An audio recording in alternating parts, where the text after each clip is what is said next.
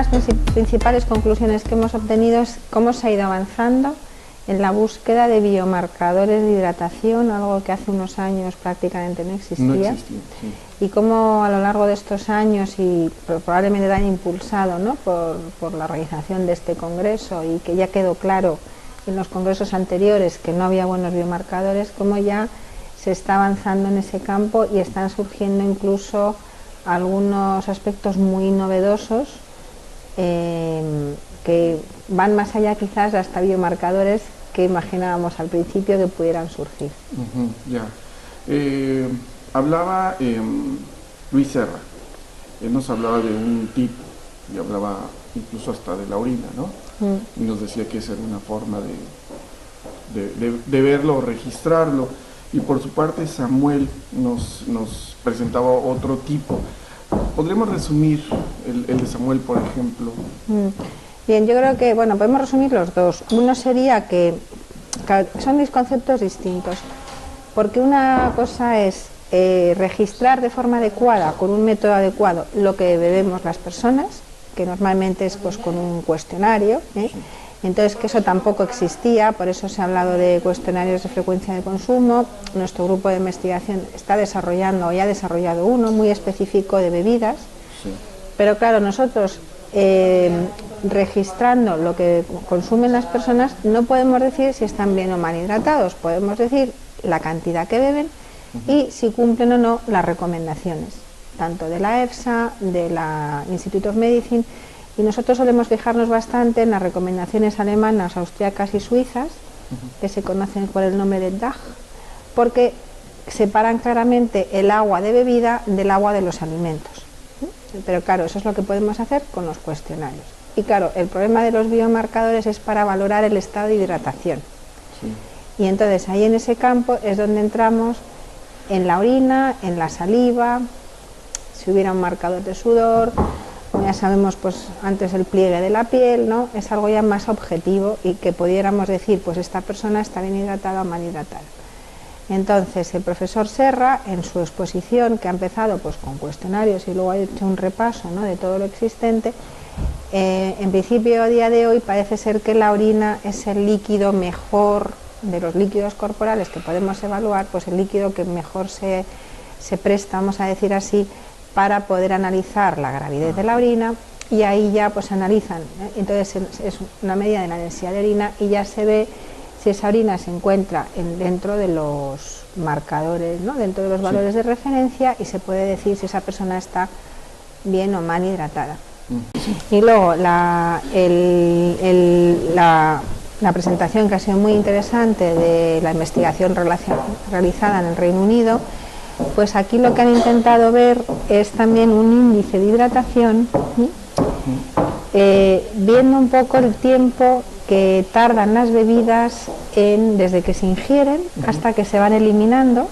Entonces este estudio, pues con un trabajo, ¿no?, les daban 2 horas antes ya 500 mililitros de la bebida, y luego fueron tomando una muestra de orina previa, y luego fueron viendo pues a la hora, a las 2 horas, a las 3 horas y a las 4 horas fueron recogiendo el volumen de orina y analizando también la osmolaridad de la orina. Entonces con eso que han visto, pues el tiempo que tarda el líquido, vamos a decir así, en pasar por el organismo, filtrarse en los riñones, ¿no?, la tasa de filtración glomerular, y lo que tarda luego en eliminarse, ¿no? Entonces con eso han creado un índice de hidratación, porque ese mismo experimento lo han realizado en 12 bebidas distintas, para comparar pues más o menos ese tránsito por el organismo, ¿no?, vamos a decirlo así, de distintas bebidas, y si cambia pues en función de si es solo agua, la mineralización que tiene el agua, si tiene hidratos de carbono, ¿no?, distintas bebidas. Han cogido 12 bebidas, entonces intentando también dar respuesta, decir, bueno, pues si pudiéramos llegar a un índice que al final pudiéramos usar para decir eso, si la persona está bien o mal hidratada, ¿no? Pero vuelve a utilizarse la orina en principio como líquido para realizar las medidas como indicador.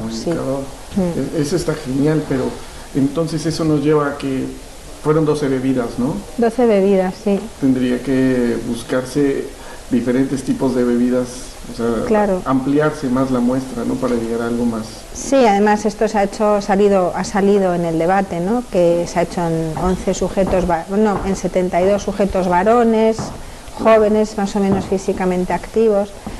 Entonces, había parecido un trabajo muy interesante porque yo creo que es hacia donde, ¿no?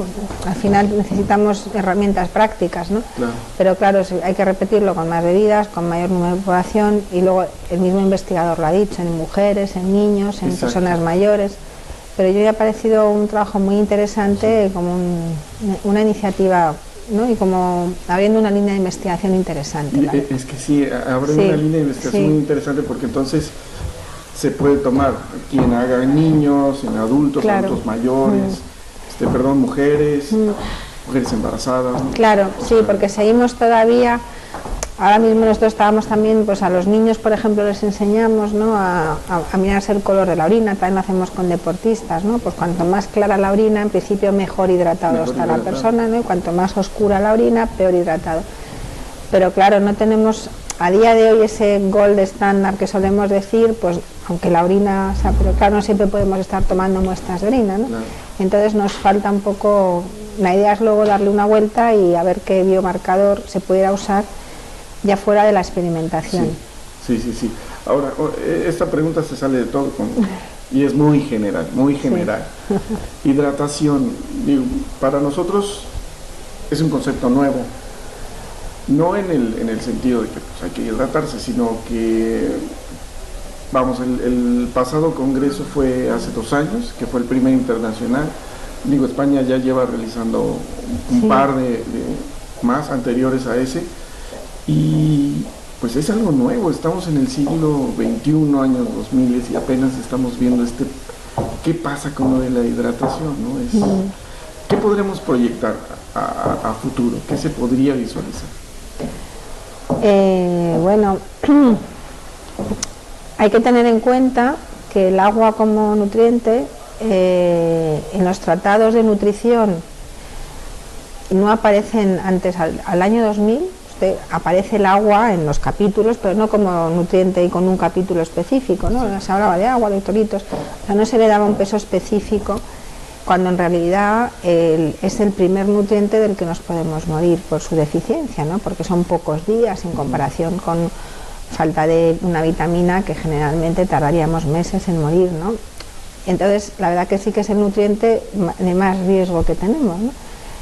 Pero por las circunstancias que fueran, pues estaba un poco olvidado. Entonces yo creo que la iniciativa que se está teniendo, ¿no? Pues de organizar estos congresos y la haya impulsado mucho, y otras empresas, ¿no? Y se está viendo que realmente hacía falta, porque hoy también lo ha dicho la doctora Carmen Pérez Rodrigo, que hasta el año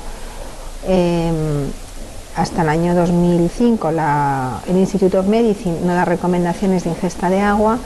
Las DAG que he citado antes, ¿no? Alemanas, austriacas y suizas, lo incorporan en el año 2008 y la EFSA en el 2010.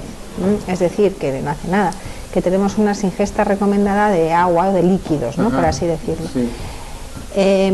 Yo también he pensado siempre que quizás los países con una temperatura media anual más benigna probablemente se hayan planteado menos este tema que los países donde hace calor, como España o países de Latinoamérica, donde gran parte del año hace mucho calor y el riesgo de deshidratación es mucho mayor. Entonces yo creo que también ahí el surgir los grupos de investigación que están surgiendo tanto en España, en Portugal y en países latinoamericanos, pues es una problemática muy cercana, ¿no? Sí. Que cualquier persona se puede deshidratar, sí, cuando hace calor, y de hecho pasa. Y entonces yo creo que eso es uno de los motivos probablemente que se está impulsando desde los países más calurosos esta investigación. En el mundo del deporte es algo que se ha trabajado siempre, y bueno, hemos aprendido mucho y muchos de los datos que manejamos se han traspasado del mundo del deporte, de la fisiología del ejercicio, nutrición deportiva, pero claro, no todos esos datos se pueden extrapolar, ¿no? Por eso hacía falta. Sí.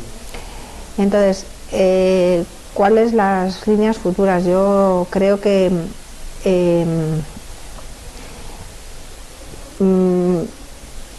puede haber varias. Yo creo que tenemos que seguir buscando esos buenos marcadores de hidratación, ¿no? Que incluso tanto para la clínica, porque hay en los hospitales se ha visto que hay un gran porcentaje de pacientes deshidratados, que es otro colectivo en riesgo, el paciente hospitalizado. Entonces en la clínica también hace falta buenos marcadores de hidratación en colectivos de más riesgo, como son los niños y las personas mayores.